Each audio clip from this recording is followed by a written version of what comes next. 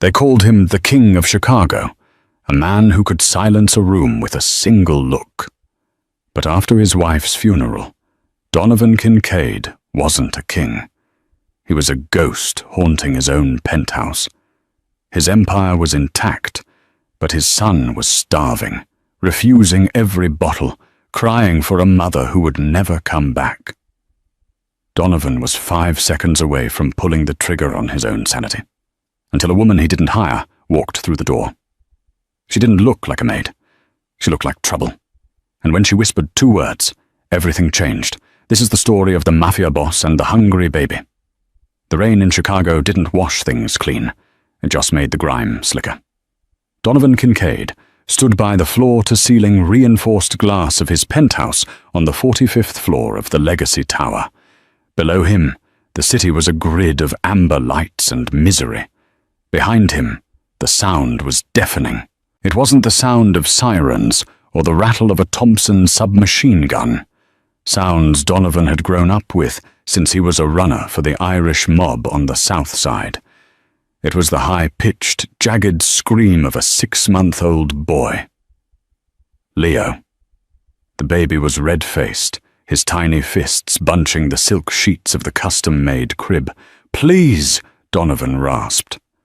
His voice, usually a baritone that commanded boardrooms and underground bunkers alike, was cracked. He looked at the formula bottle in his hand. It was lukewarm, exactly 98.6 degrees, just as the expensive pediatrician from Northwestern Memorial had instructed. "Leo, take it, please." He brought the nipple to the baby's lips. Leo thrashed, turning his head violently, wailing louder. The sound tore through Donovan's chest, sharper than the shrapnel he still carried in his shoulder from the 19 dock wars. "He won't eat, Mr. Kincaid." Donovan turned. Mrs. Gable, the third nanny in as many days, stood by the doorway. She was clutching her purse like a shield. She looked terrified, not of the baby, but of the father. Donovan knew what he looked like. 3 days of stubble, a rumpled Armani dress shirt stained with spit-up, and eyes that looked like 2 burnt holes in a sheet. "He has to eat," Donovan said, his voice dropping to a dangerous growl. "Make him eat." "I've tried everything," Mrs. Gable stammered, backing away. He wants his mother. He smells that she's gone. It's trauma, sir. I can't stay. The atmosphere in this house, it's too heavy." "You're leaving?" Donovan took a step forward. The Beretta 92 FS sitting on the marble coffee table glinted under the chandelier. Mrs. Gable's eyes darted to it. "I'll send for my agency to collect my things. I'm sorry for your loss, Mr. Kincaid. Truly." She fled. The heavy oak door clicked shut, leaving Donovan alone with the scream. He looked back at the crib. It had been 1 week since the car bomb. 1 week since Isabella had turned the key in the Mercedes G-Wagon, while Donovan was still putting on his coat in the foyer. The explosion had shattered the windows of the brownstone across the street. They had buried an empty casket. Since that moment, Leo had barely eaten. He was losing weight. His ribs were starting to show beneath his pale skin. He rejected the formula, rejected the wet nurses Donovan had paid thousands for, rejected the world. Donovan approached the crib and lifted the bundle. Leo felt light. Too light. The baby smelled of talcum powder and distress. He didn't smell like Isabella. Isabella had smelled of vanilla and gunpowder, the scent of a woman born into the life, who knew how to love a monster. "I don't know what to do," Donovan whispered into the baby's soft hair. He walked the length of the dark living room, pacing. His phone buzzed on the counter. It was Declan, his second in command. Donovan ignored it. If the triads were moving on the West Loop, let them. If the feds were raiding the warehouses, let them. If his son died, Donovan would burn the city to the ground and stand in the center of the flames. The elevator chimed. Donovan stiffened. The penthouse elevator required a keycard or biometric scan. Mrs. Gable had just left. Declan knew better than to come up unannounced when Leo was in a state. He shifted Leo to his left arm and grabbed the Beretta with his right. He didn't raise it, just held it against his thigh, concealed by the shadows. The doors slid open with a soft hiss. A woman stepped out. She wasn't wearing a nanny's uniform. She wore a simple black trench coat, belted tightly at the waist, wet from the rain. She had dark hair pulled back in a severe, practical knot, exposing a neck that looked porcelain fragile but held high. She carried a duffel bag that looked heavy. Donovan raised the gun. "You have 5 seconds to explain how you bypassed security before I paint the walls with you." The woman didn't flinch. She didn't look at the gun. Her eyes, a striking shade of hazel, locked onto Leo. "Put the gun down, Mr. Kincaid," she said. Her voice was low, smoky, and devoid of fear. "You're scaring him. Who are you?" "The agency sent me. They said you were desperate. They said the last 3 quit." "I didn't call the agency back. They have you on auto-dispatch for priority clients," she lied. Donovan knew it was a lie. He knew how the agency worked. But Leo let out a fresh, ragged scream that sounded like he was choking. The woman dropped her duffel bag. She walked toward him. She moved with a strange fluidity. Silent, balanced. A predator's walk, not a servant's. "Stop," Donovan warned, clicking the safety off. "He's hungry," she said, ignoring the weapon pointed at her chest. She stopped 2 feet from him. She smelled of rain and something else, something earthy, like sage. "He's starving, Donovan." The use of his first name stunned him. No staff member called him Donovan. She reached out. Her hands were slender, her nails short and unpolished. "Give him to me." "He hates strangers." "I'm not a stranger to pain," she said softly, "and neither is he." "Give him to me." Donovan hesitated. Every instinct in his body screamed that this was a hit. She was an assassin, a plant from the rival O'Connor family. She was going to snap Leo's neck and then shoot Donovan with his own gun. But then Leo looked at her. The baby paused his screaming for a microsecond, his tear-filled blue eyes widening. Donovan handed his son to the woman. She took him. She didn't cradle him like a porcelain doll. She held him firmly, secure against her chest, her hand supporting his neck with practiced confidence. She turned away from Donovan, shielding the baby from the sight of the gun. She began to hum. It wasn't a lullaby. It was a low, rhythmic melody, almost like a folk song from the old country. She walked to the sofa, sat down, and adjusted her coat. "The bottle," she ordered, not looking up. Donovan felt like a subordinate in his own home. He fetched the cold bottle from the table and handed it to her. She checked the temperature on her wrist, grimaced, and then did something strange. She pulled a small vial from her pocket and put a single drop of liquid onto the nipple of the bottle. "What is that?" Donovan surged forward, panic flaring. "Vanilla extract," she said calmly. "Pure, not the synthetic trash." She looked up at him. "Isabella wore vanilla perfume, didn't she?" Donovan froze. "How did you? Babies navigate by scent before sight. He thinks you're trying to poison him because the world smells wrong." She offered the bottle to Leo.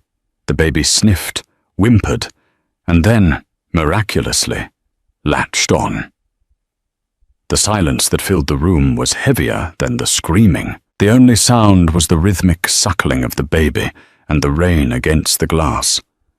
Donovan watched, mesmerized. Leo's eyes fluttered closed, his fists uncurled. The woman looked up at Donovan. Her hazel eyes were unreadable, but for a second he saw a flash of intense sorrow. "I'm Vivian," she whispered. "Do you still need me?" Donovan lowered the gun. He looked at his son, finally eating, finally at peace. He looked at the woman who had walked past his security and disarmed him with a drop of vanilla. "You're hired," he said hoarsely. "But if you ever lie to me about who you really are, Vivian, I'll kill you myself." Vivian looked down at the baby, a ghost of a smile touching her lips. "Fair enough." The first night was suspicious. The second night was a revelation. By the third day, Vivian had reorganized the entire east wing of the penthouse. She didn't ask for permission. She just did it. She moved the crib away from the drafty window. She threw out the plastic toys that smelled of chemicals and replaced them with wooden blocks she seemingly produced from her magic duffel bag. Donovan watched her on the security monitors from his study. He had high-definition cameras in every room, a necessity in his line of work. "Boss," Declan said, standing on the other side of the mahogany desk. Declan was a massive man, a former bare-knuckle boxer, with a nose that had been broken 3 times. He was scrolling through a tablet. "I ran her. Vivian Cross. Social Security matches a woman from upstate New York. Clean record. Worked as a governess for the Vanderbilt family in Rhode Island for 2 years. Before that, it gets a bit fuzzy. A gap of 3 years. A gap? Donovan lit a cigar, the smoke curling up towards the ventilation system. Says she was traveling, backpacking in Europe. Donovan narrowed his eyes at the screen. In the nursery, Vivian was changing Leo. Her movements were efficient, clinical, but earlier, when she had been chopping vegetables in the kitchen because she refused to let the chef make Leo's puree, Donovan had noticed something. She held the knife like a weapon, not a tool. When the ice maker had discharged a sudden clatter of cubes, she hadn't jumped. She had pivoted on her heel, her center of gravity dropping, ready to strike. That wasn't the reaction of a governess from Rhode Island. That was muscle memory. "Keep digging," Donovan said. "Check Interpol. Check the private contractor lists. Blackwater, Halliburton, the sweethearts in the desert. You think she's a merc?" Declan laughed, a dry, barking sound. "She's changing a diaper, Don." "She walked through my security, Declan. The front desk said the system was looped for 30 seconds. Just enough time for her to get in the elevator." Declan stopped laughing. "I'll look deeper." Donovan stood up. "I'm going in there." He walked to the nursery. The door was ajar. He pushed it open. Vivian was sitting in the rocking chair, Leo asleep on her shoulder. The room was dark, lit only by the city glow. She didn't look up, but he knew she heard him. "He's out for the count," she whispered. "You moved the crib," Donovan said, leaning against the doorframe. He had removed his suit jacket, rolling up the sleeves of his white shirt. The tattoos on his forearms, Latin script and geometric lines, were visible. The air vent was blowing directly on his chest. He was developing a cough. "You could have asked. You were busy deciding who to whack in the South Loop," she said. Donovan went still. The air in the room changed, temperature dropping. "I run a logistics company, Vivian." Vivian stood up slowly, transferring Leo into the crib with infinite gentleness. She tucked the blanket around him. Then she turned to face Donovan. In the half-light, she looked severe, beautiful, and dangerous. "Mr. Kincaid," she said, walking over to him so they were inches apart. "I cleaned your shirt yesterday. It smelled of sulfur and cordite. I found a 9mm casing in the cuff of your trousers, and 3 men in a dark sedan have been parked across the street for 6 hours watching this building." She looked him in the eye. "I don't care what you do. I don't care who you kill. My job is that boy. And right now, your logistics are putting him in danger." Donovan felt a strange pull in his chest. It wasn't just anger, it was respect. Isabella had been the only one who dared to speak to him like this. "If you know what I am," Donovan said, his voice low, "then you know you can't just leave." "I'm not leaving," she said. "I told you. He needs me. And what do you need, Vivian? Everyone wants something. Money? Protection?" She looked away towards the window.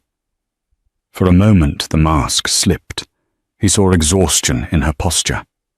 "Redemption," she murmured, so quiet he almost missed it. "From what?" "Everyone has ghosts, Donovan. Yours are just louder than most." She moved to step past him, but he caught her arm. His grip was firm, her muscles bunched under his touch, hard, defined. "The sedan across the street," he said. "What make?" "Chevy Suburban, 2024 model, armored glass, Maryland plates. They aren't cops. Cops don't have the patience to sit for 6 hours without a coffee break. They're pros." Donovan released her arm. His blood ran cold. Maryland plates usually meant one thing. The Bratva had outsourced to mercenaries from DC, or worse, a federal task force operating off the books. "Stay in the nursery," Donovan ordered, his demeanor shifting instantly from curious father to warlord. "Lock the door. Don't open it unless you hear my voice." "Donovan," she said. He paused. "If they come up here," she said, reaching into the pocket of her dress, "don't worry about Leo." She pulled out a hairpin. It was long, metal, and filed to a needle-sharp point. She twirled it once between her fingers before tucking it back into her hair. "I'm very good at cleaning up messes." Donovan stared at her, a maid with a shiv in her hair. He nodded once, turned and walked towards the living room. He pulled his phone out. "Declan, get the boys up here, now, and bring the heavy bags. We have company." As he loaded a fresh magazine into his Beretta, Donovan realized two things. First, the war he thought was paused had just restarted. And second, the woman in the nursery was the most dangerous thing in his house. And for the first time since Isabella died, he didn't feel entirely alone. The silence in the penthouse was worse than the noise of the city. Donovan had cut the main power breaker himself, plunging the 45th floor into an abyss of shadows. He crouched behind the massive granite island in the kitchen, the Beretta heavy and warm in his hand. He had a spare magazine clenched between his teeth. "Declan," he whispered into his earpiece. "Status." "Elevators are disabled, boss." Declan's voice crackled, breathless. "But they aren't coming up the tubes. They're repelling. Roof access. They're coming through the terrace." Crash. The sound of reinforced glass shattering in the living room confirmed it. A canister skittered across the marble floor, hissing. "Smoke! Tear gas!" Donovan didn't wait. He moved. He rolled out from behind the island, firing 3 controlled shots into the swirling grey smoke. A shadow grunt and fell. "One down," Donovan muttered. He pulled his shirt up over his nose. The gas was acrid, burning his eyes. Automatic gunfire erupted from the smoke, chewing up the drywall behind him. Donovan dove behind a leather armchair. He was pinned.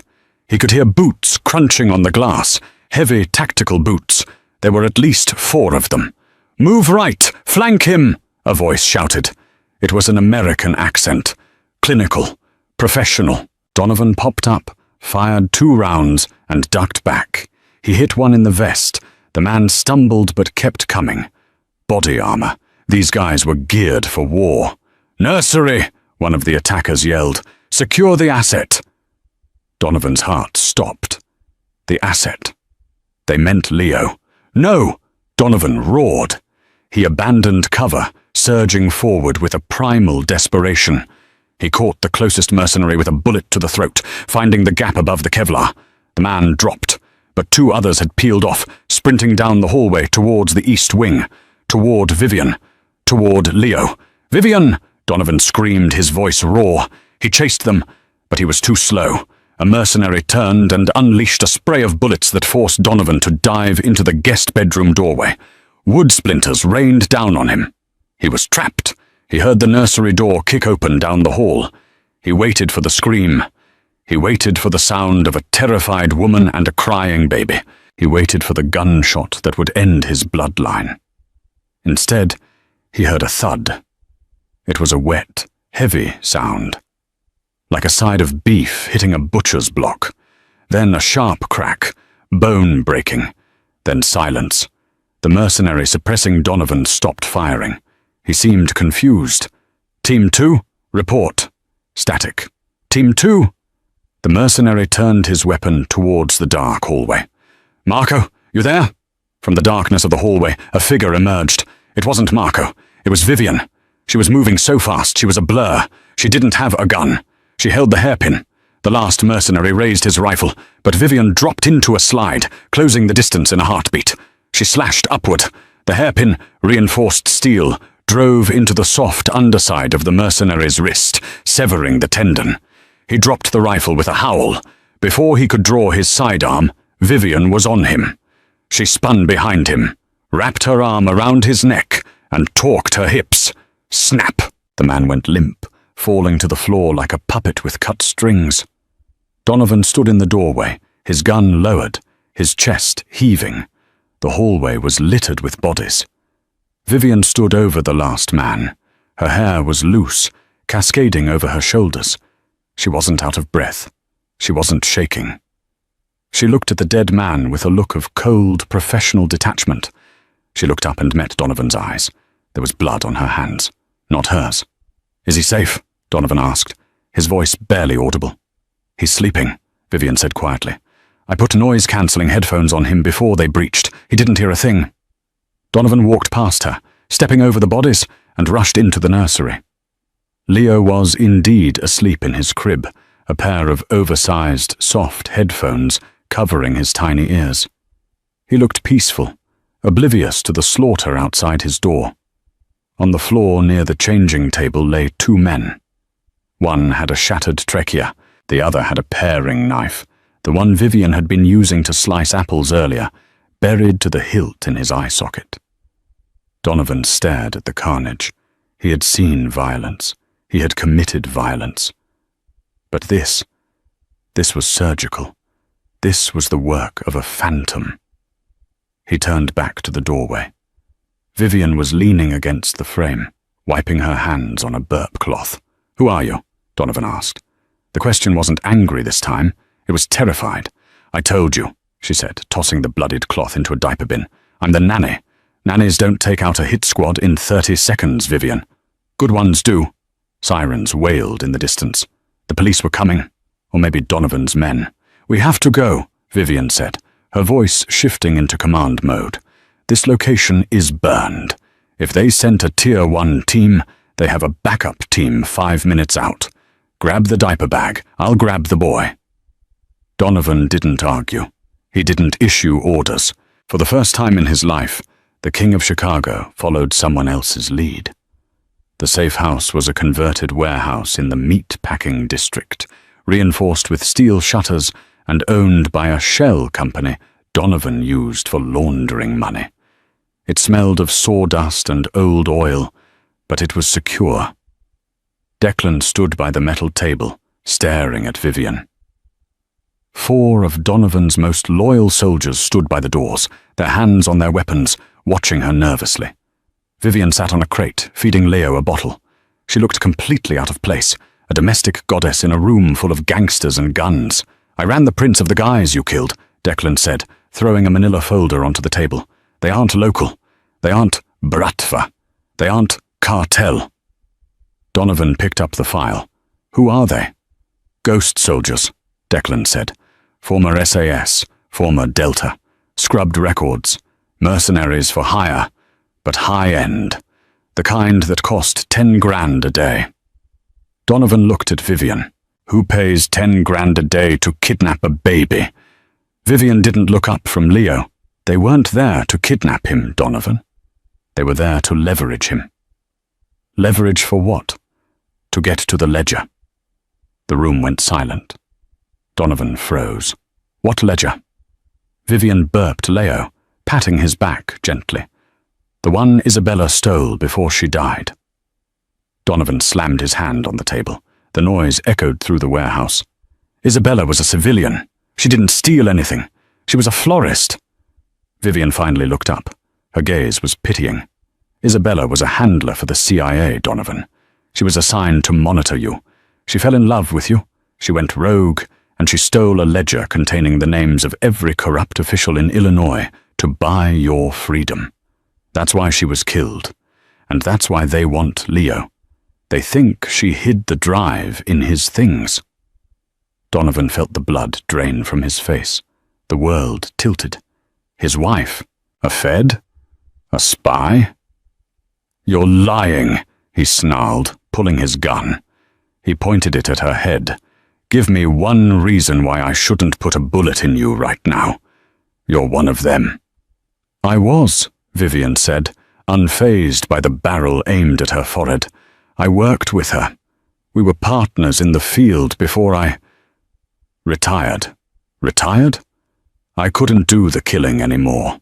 I left. I went off-grid. But when I heard Isabella was dead, I knew they would come for the boy. I owed her. She saved my life in Damascus 5 years ago." She stood up, holding Leo out to Donovan. "Shoot me if you want, Mr. Kincaid. But if you do, there is no one on this earth who can stop the people coming for your son. I know their tactics. I know their comms frequencies. I know how they hunt. You have an army of street thugs. I am a scalpel. You need a scalpel." Donovan looked at his son. Leo reached out a chubby hand, grabbing Donovan's finger. Donovan slowly holstered his gun. He ran a hand through his hair, trembling with rage and shock. "Declan!" Donovan barked. "Get out! Take the boys! Guard the perimeter. If a squirrel gets within 50 yards, shoot it." "Boss?" Declan hesitated. "Out!" The room cleared. Donovan and Vivian were alone in the vast, dim warehouse. "You knew her," Donovan whispered. "Real names. Real stories." "Her real name was Sarah," Vivian said softly. "She loved lilies because they reminded her of her grandmother's garden in Vermont. She hated coffee. She only drank tea. And she loved you, Donovan. That wasn't a lie. The agency told her to seduce you, to turn you. Instead, she married you. She was going to give you the ledger so you could blackmail your way out of the mob life. She wanted you to be clean. For Leo." Donovan collapsed onto a metal chair. He put his head in his hands. The grief he had been holding back, the rage, the confusion, crashed over him. "Where is it?" Donovan asked. "The ledger." "I don't know," Vivian admitted, "but the people who killed her think it's in the penthouse. That's why they attacked. They were tearing the place apart." "We need to find it before they do," Donovan said, his voice hardening. The grieving husband was gone. The boss was back. "If what you say is true, that ledger is the only shield my son has." "There's a problem," Vivian said. She walked over to the table and pulled a small silver object from her pocket. It was a ring, Isabella's wedding ring. "I found this in the diaper bag," Vivian said. "Isabella wasn't wearing it when she was buried. The undertaker gave it to you, right?" "Yes, I put it in the safe." "No," Vivian said. "You put a replica in the safe." She switched them. "Look inside the band." Donovan took the ring. He held it up to the singular light bulb hanging above them. Etched inside the gold band, usually where a date would be, was a string of numbers. Coordinates. "She left us a map," Vivian said. "Where does it point?" "I checked the coordinates on the way here," Vivian said. She hesitated. "It's not a bank vault. It's not a storage unit." "Where is it?" "It's an old orphanage in the massive forest on the outskirts of the city. St. Jude S. It's been abandoned for 20 years. Donovan frowned. "I know that place. That's where—" He stopped. "That's where you grew up, isn't it?" Vivian asked. Donovan looked at her. "Yes, that's where I learned to kill." "Then we're going back," Vivian said. She checked the magazine of the pistol she had taken from the dead mercenary. "But we won't be alone. The man leading the hunt for the ledger. His name is Silas Vane. He was our handler. He's the one who ordered the car bomb." Donovan's eyes turned black. "Silas Vane.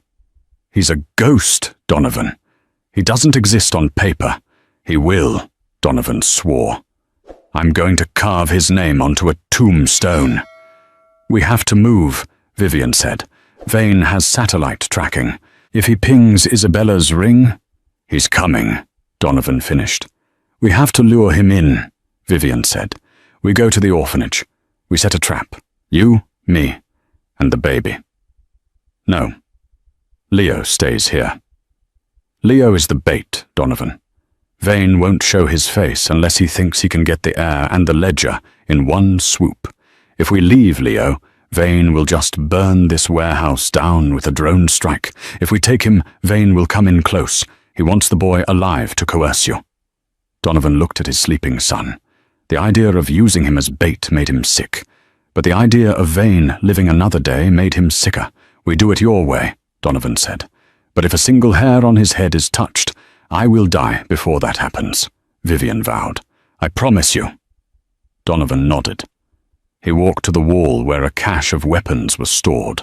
He grabbed an AR-15 and a tactical shotgun. He tossed a semi-automatic Sig Sauer to Vivian. "You said you were a scalpel," Donovan said, cocking the shotgun. Tonight, we're going to need a hammer. Vivian caught the gun. She checked the slide. A terrifyingly beautiful smile crossed her face. I can be a hammer. The drive to the outskirts of Chicago was a journey into the throat of the night. The rain had turned into a torrential downpour, hammering the roof of the stolen black SUV. Donovan drove with one hand on the wheel, the other resting near the shifter where his shotgun lay propped. In the back seat, Vivian sat next to Leo's car seat. She was cleaning the Sig Sauer, stripping it down and reassembling it by feel in the dark. The metallic click-clack was the only sound in the car besides the rain. You grew up there, Vivian said. It wasn't a question. Donovan stared at the road, the wipers slapping a frantic rhythm. St. Jude's home for boys. The nuns were mean, but the older boys were worse. It's where you learned that if you didn't hit first, you didn't eat. Is that why you became who you are? I became who I am because the world is a hungry place, Vivian. You either sit at the table or you're on the menu. He glanced in the rear-view mirror. Her eyes were catching the passing streetlights. What about you? What made a governess into a killer? Vivian paused. She slid the magazine back into the pistol with a sharp snap. I wasn't a governess first. My father was a Marine. He wanted a son. He got me. He taught me to shoot before I could ride a bike. When I was 18, the recruiters didn't even have to pitch me. I wanted to be useful. I thought I was fighting for freedom. And were you? I was fighting for oil, and then for secrets, and then, eventually, just for money. When I met Isabella in Syria, we were both tired of the blood. We made a pact. If one of us got out, we'd pull the other one up. She looked down at Leo, who was sleeping soundly, clutching a small stuffed bear Vivian had found in the warehouse. She got out first. She found you. She told me she found a man who was dangerous, yes, but who had a code. She said you were worth saving. Donovan's grip on the steering wheel tightened until his knuckles turned white. She never told me. She couldn't. Secrets keep you safe until they kill you. They turned off the main highway onto a gravel road that wound through a dense, skeletal forest. The trees clawed at the sky, bare branches shaking in the wind. At the end of the road, looming like a tombstone against the grey clouds, stood St. Jude S. It was a Victorian monstrosity of red brick and crumbling stone. The windows were boarded up, looking like bruised eyes. The front gates hung off their hinges, rusted open in a permanent scream. "Kill the lights!" Vivian ordered. Donovan cut the engine and the headlights. They rolled to a stop in the shadow of the old bell tower. "We have 20 minutes, maybe less," Vivian whispered. "Vane will track the ring's GPS to this exact radius. Then he'll deploy drones." Donovan grabbed the shotgun and the diaper bag. Vivian hoisted Leo into a tactical carrier strapped to her chest, shielding him with her body and her trench coat. They moved towards the building. The front door was chained, but Donovan knew the way. He kicked a rotting board loose on the basement window well. They slid into the darkness of the cellar. The smell hit Donovan instantly: mold, coal dust, and the stale memory of fear. He navigated the labyrinth of the basement by memory, leading them up a narrow servant staircase that spilled out into the main chapel. The chapel was cavernous. Rows of overturned pews lay like fallen dominoes. The altar was covered in graffiti and bird droppings. A large wooden crucifix still hung on the wall, though Christ was missing an arm. "The coordinates," Vivian said, checking the ring again under the beam of a tactical flashlight. "They point to the north wall, the confessional." They walked to the wooden booths on the side of the chapel. The velvet curtains had rotted away. "Box 2, Donovan said. That was where Father Merrick sat. He was the only one who didn't hit us. Donovan stepped into the confessional. He knelt on the dusty kneeler. He ran his hand under the narrow shelf where the Bible used to sit. His fingers brushed against something taped to the wood. "Got it," he whispered. He pulled it loose. It was a small, waterproof black pouch. He ripped it open. Inside was a silver flash drive and a folded piece of paper. Donovan unfolded the paper. It was Isabella's handwriting, scrawled in a hurry, shaky. Donovan, if you're reading this, I'm gone. I'm sorry I lied. I'm sorry I brought my war into your house. The drive has the names, the accounts, everything Vane and his syndicate have been doing, selling state secrets to the cartels, fixing elections. It's your insurance, but it's also a target. Vane won't stop, won't. He doesn't just want the drive. He needs to erase the evidence. I love you. I loved the life we built. It was the only real thing I ever had. Protect our boy. Bella. Donovan felt a tear, hot and sharp, in his eye. He blinked it away. He shoved the drive into his pocket. We have it, he said, his voice thick. Good, Vivian said. She was standing by the chapel doors, peering through a crack in the wood. Because they're here. Donovan joined her. Through the gap, he saw headlights cutting through the forest. Not just one car, a convoy. 3 armored SUVs and a mobile command van. They fanned out in a semicircle around the front entrance.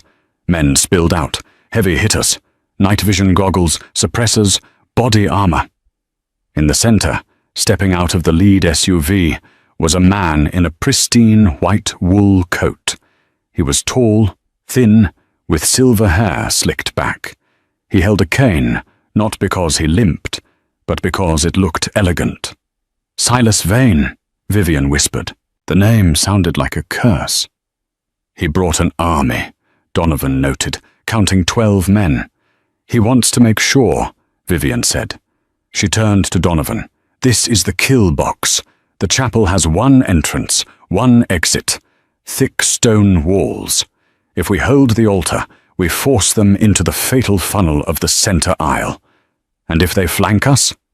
I rigged the side doors with the claymores we took from the warehouse, Vivian said calmly. Donovan looked at her with a mix of horror and admiration. When did you have time to do that? While you were crying over the letter, she said, not unkindly. Focus, Donovan. This ends tonight.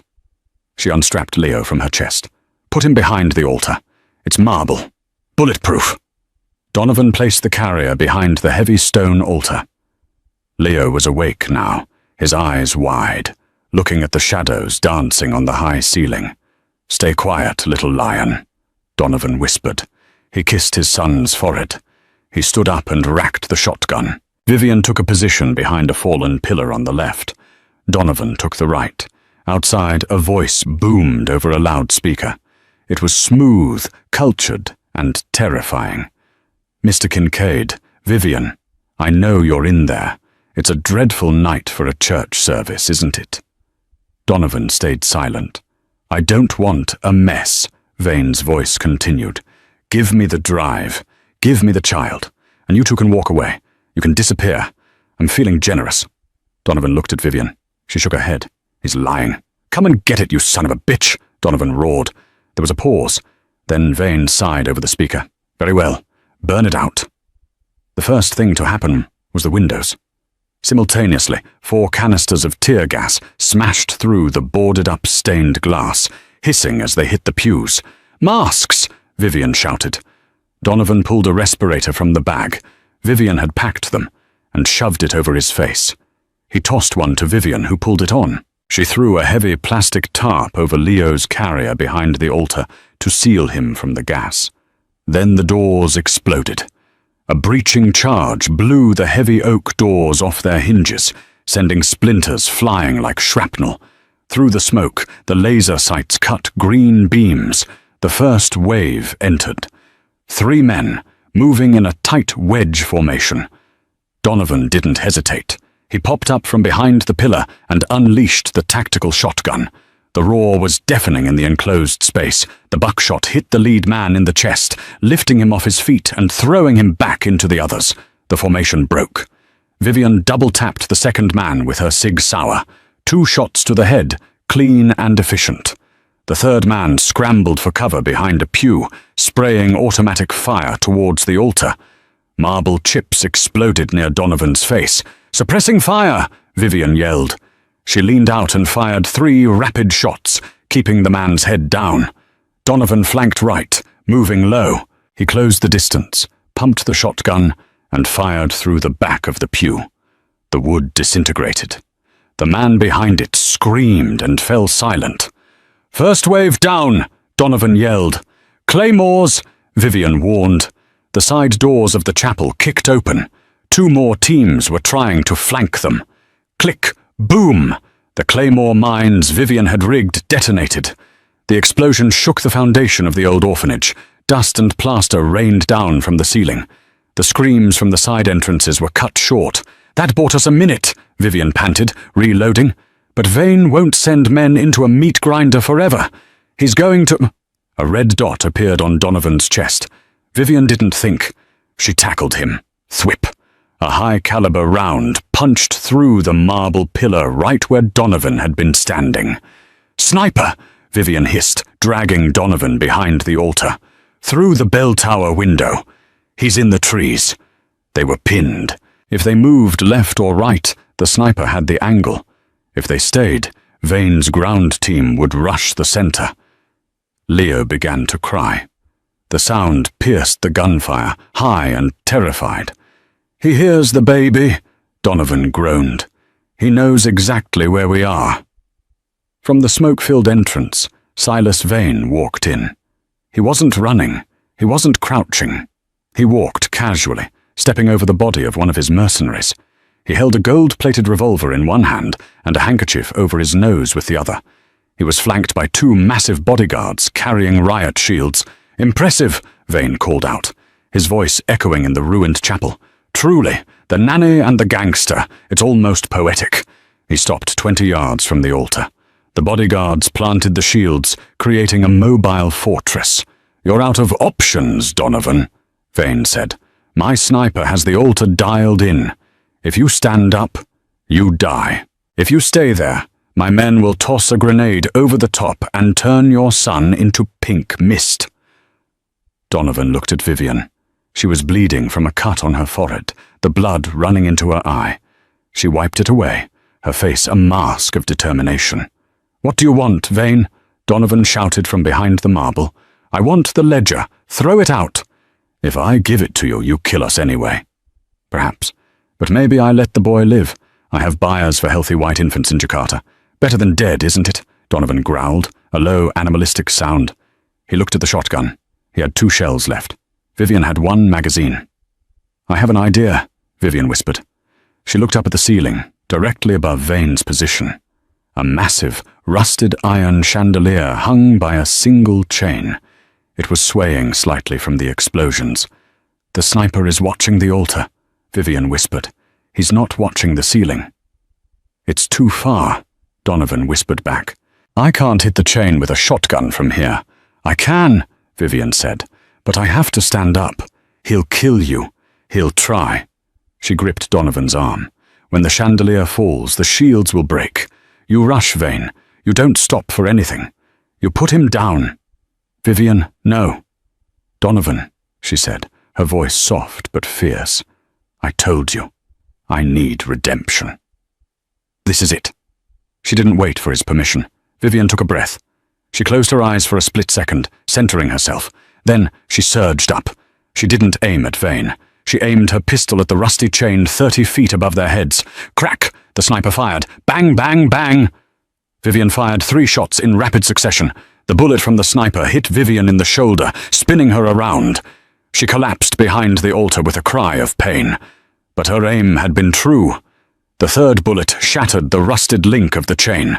With a groan of metal, the 2-ton iron chandelier plummeted. Vane looked up, his composure finally breaking. "Oh, crash!" The chandelier smashed into the floor with the force of a meteor. It crushed the 2 bodyguards and their shields instantly. Dust billowed out in a massive shockwave. Vane was thrown backward by the impact, his white coat covered in debris, his revolver skittering across the floor. "Now!" Vivian screamed, clutching her bleeding shoulder. Donovan vaulted over the altar. He charged through the dust cloud, the shotgun raised. He didn't look at the sniper fire chipping the floor behind him. He looked only at Vane.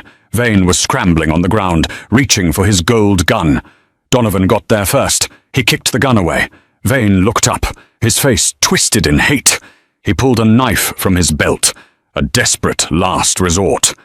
Donovan didn't shoot him. He reversed the shotgun and slammed the buttstock into Vane's face. Bone crunched. Vane fell back, spitting blood. Donovan dropped the shotgun. He reached down, grabbed Vane by the lapels of his expensive coat, and hauled him up. "You wanted a monster!" Donovan snarled, his face inches from Vane's ruined nose. "You got one! Do it!" Vane spat, grinning through broken teeth. "Kill me! The agency! They'll never stop!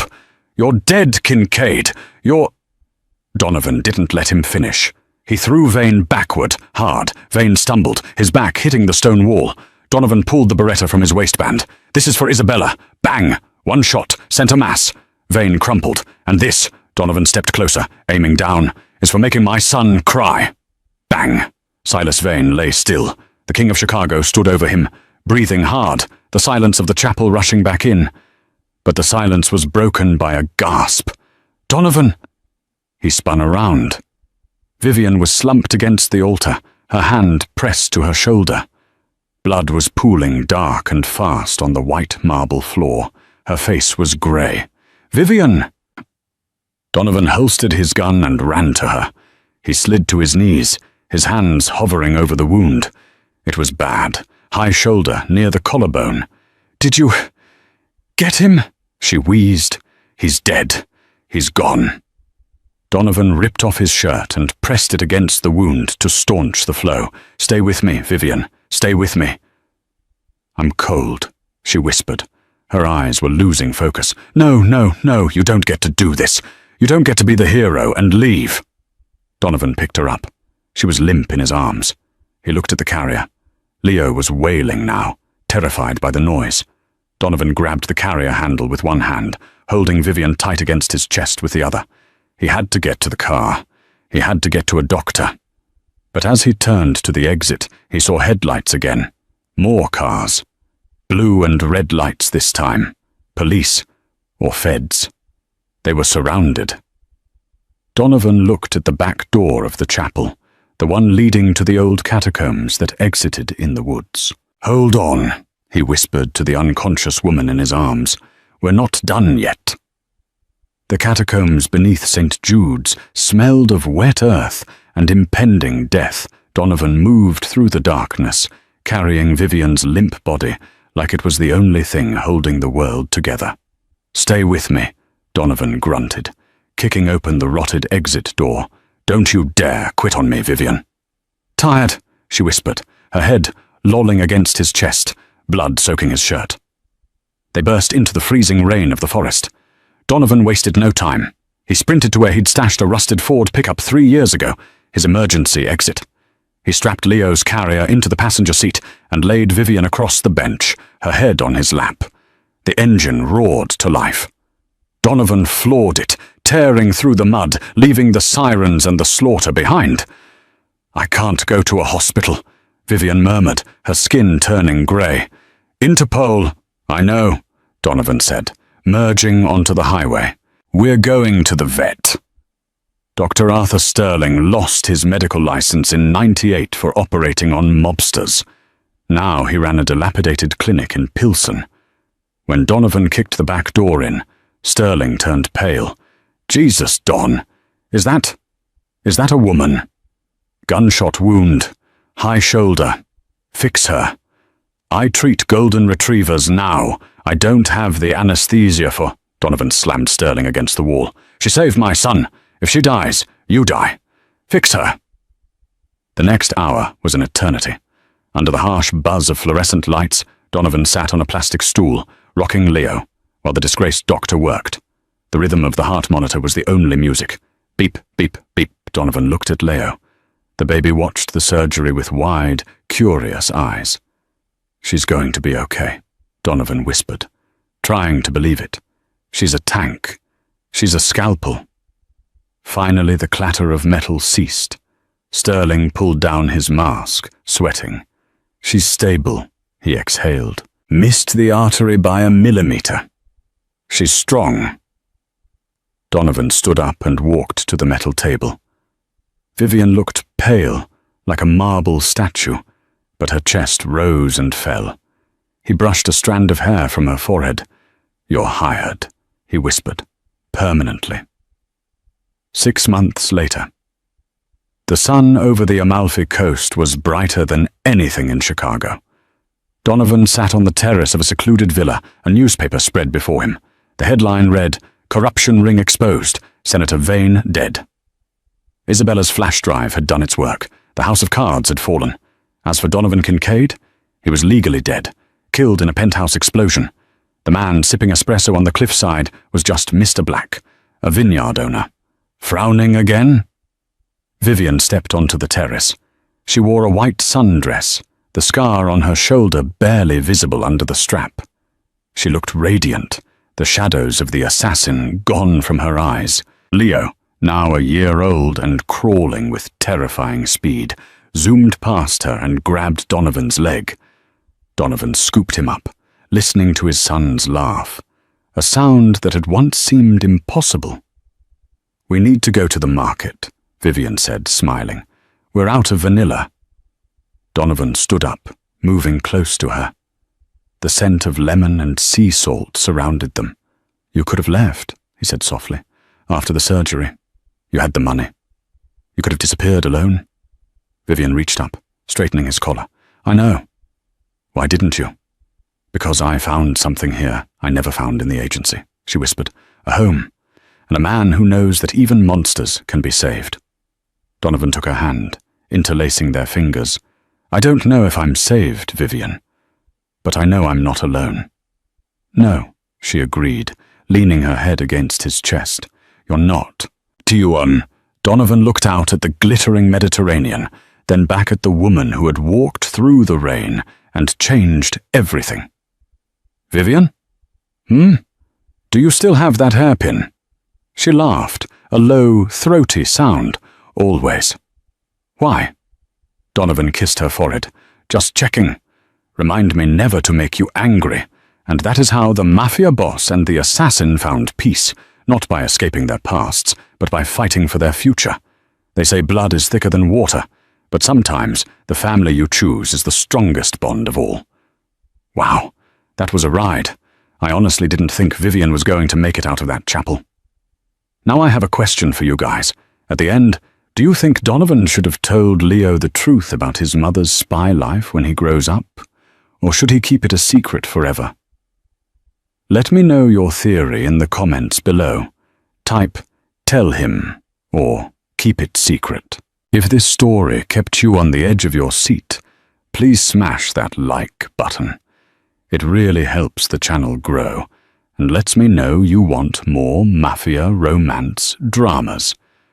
And if you haven't already, hit subscribe and ring the bell so you don't miss next week's story. It's going to be a tearjerker.